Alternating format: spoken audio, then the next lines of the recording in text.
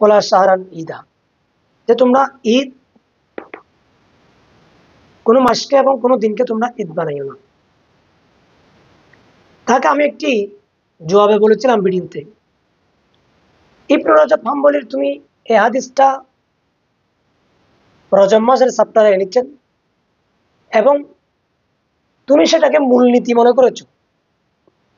সেটা যদি মূলনীতি হয় তো তুমি একটু সামনে গিয়ে দেখলে, তোমাকে বলেছিলাম আমি, ইবনে রজব হাম্বলি রহমতুল্লাহ আলাইহি 365 নম্বর পৃষ্ঠায় অনেক ঈদের কথা বলেছেন, 64 পৃষ্ঠায় অনেক ঈদের কথা বলেছেন।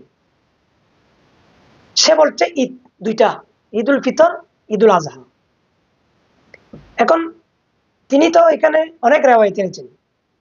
একটি রেওয়ায়েত এনেছেন আলিয়াউমা আকমালতু লাকুম দীনাকুম ওয়া আতমামতু আলাইকুম নি'মাতি, এই আয়াতের নাজিল হওয়ার প্রেক্ষাপট, হযরত ফারুক আযম রাদিয়াল্লাহু তাআলা বলেছেন জুমার দিন ঈদের দিন, আরাফার দিন ঈদের দিন, এবং উনি বলছেন আইয়ামে তাশরিক ঈদের দিন।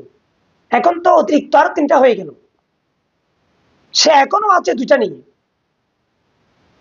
ইবনে রজব হাম্বলির কিতাব দ্বারা প্রমাণিত হচ্ছে ঈদ আরো দুইটা।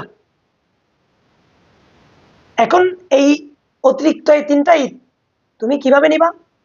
আরো উনি ঈদের কথা বলেছেন কিতাবের মধ্যে, আরো উনি 65, 67, 68, 69 অনেক ঈদের কথা বলেছেন, সেখানে অনেক রাওয়ায়াত এনেছেন। তুমি একটু আগে দেখো এগুলো। সে বলছে ঈদ বানানো যাবে না, কেন? এটা হচ্ছে ঈদের শরিয়া, এটা হচ্ছে ঈদে উরফি। আমরা উরফি বলতেছি, লুগাবি বলতেছি, এটা নাকি মানা যাবে না। কেন যাবে না? এটা কি হুকুম এক?